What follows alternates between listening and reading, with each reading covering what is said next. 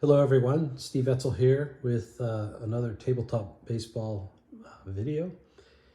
This one is what I've called an inauthentic unboxing. It's the second one of these that I've done.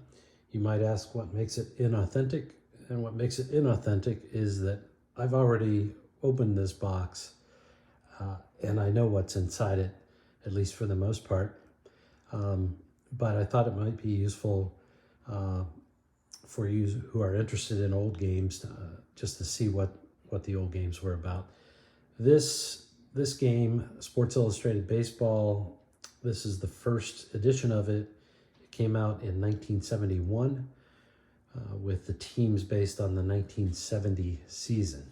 And as you can see, it came in this blue cardboard box. And let's see what's inside. So first, the most obvious is the famous or infamous Sports Illustrated dice.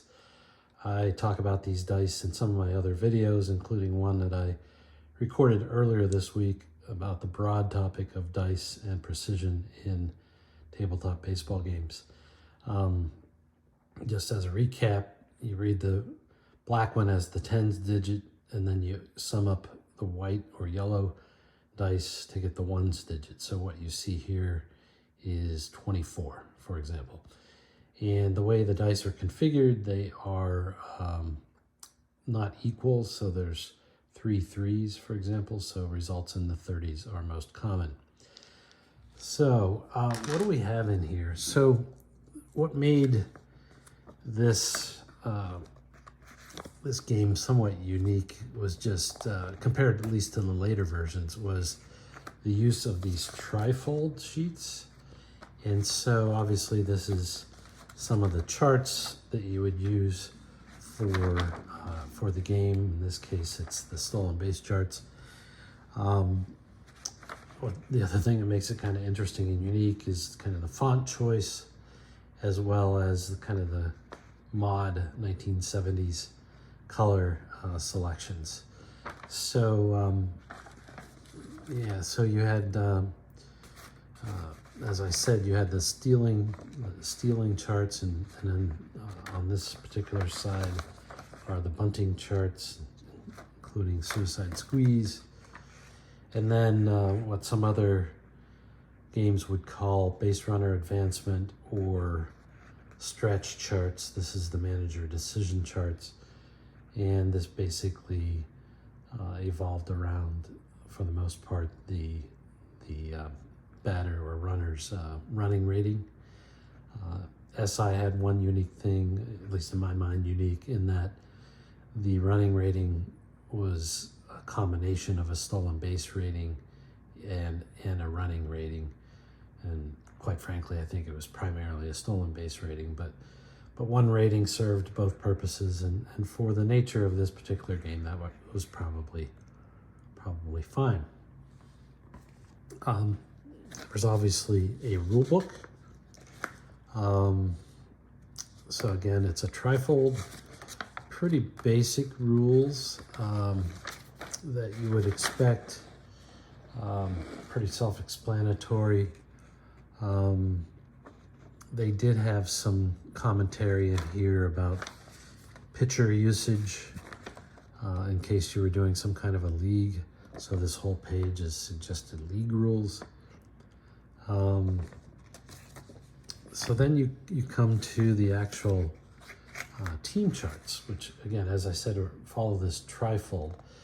There were color coding to indicate whether the person was left-handed, right-handed, or had a switch hitter designation. The yellow is switch hitter, the green is right-handed, and the reddish color is left-handed.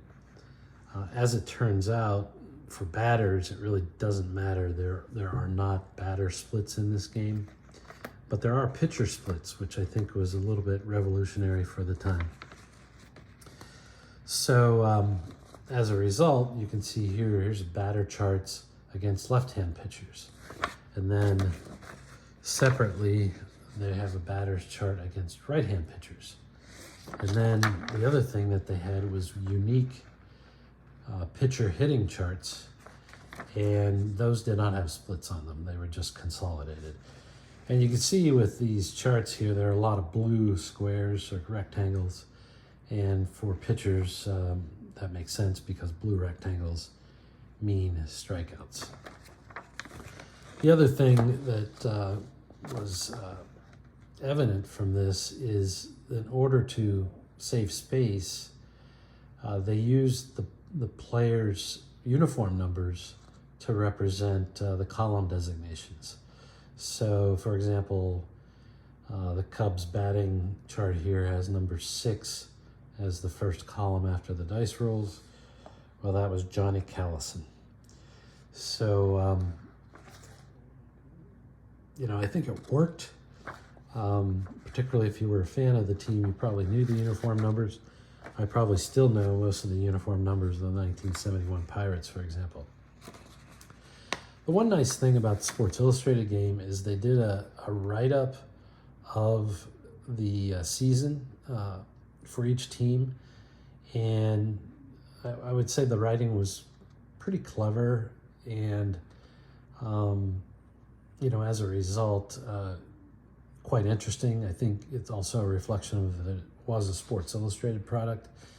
And for this particular year, they also had a field diagram, and they indicate here that Wrigley Field played its first game in April 1916. So quite interesting. So we saw the batters charts, and then you see these pitcher charts here. Again, they use the uniform numbers. Now, this particular version of the game had 5 starting pitchers and 3 relievers. So not quite enough to do an extensive replay, but probably enough, you know, for an enjoyable game. The way these charts work, without going too deep into a tutorial, is for the most part the pitcher charts had green rectangles, I guess, and so you would roll on the pitcher chart first, and if it wasn't a definitive result, like 20 would be a flyout for pitcher number 30, which is Ken Holtzman. If it turned out to be green, then you would go ahead and roll again against the batter chart and then get the result from there. So what you would have is a good pitcher would have some outs on his chart, and every pitcher, almost every pitcher, has a walk allocation on his chart. And then if you were not as good of a pitcher, instead of outs on the chart, you would have an extra single or so on the chart. And in this case, here's the single designation by my thumb on row 29 for pitcher number 36, which is Joe Decker. So the Cubs apparently had a pretty decent staff because most of their pitchers have outs on their chart. Yeah, I would say one thing about Sports Illustrated that I've found, at least from studying the 1971 season version, is that the pitcher charts often were not accurate. At least for some of the good pitchers, they were actually too strong. And I've made a separate video about that. So what you have here, obviously, is a set of charts for every team. This particular set that I have has one team missing, but they're available, for example, on the Sports Illustrated baseball site on Facebook. This was a gift to me, so I'm very grateful for that. In this particular box is a score sheet that they provide.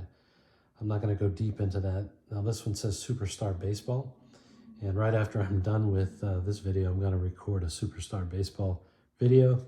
I think this just crept into the box separate from the original game, perhaps, I don't know. And then what you see here in the game is the first edition of the the field. Obviously, you would have some markers for the base runners, and you could put the charts down on the field if you wanted. But that's it. Yeah, I'm not going to go into this any further. There's lots of good information, as I said, about this game on the SI Baseball Facebook page, as well as generally on the baseball forums. People have been making their own charts and refining their own charts for this game for many years, something I've started doing in the last couple of years. It's a fun game to play. I think it has a reasonable amount of sophistication to it.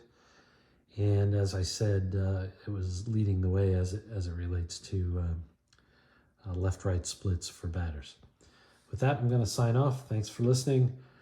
Comments are welcome. Like and subscribe is fine too, but comments are the preferred response. Thanks. Bye.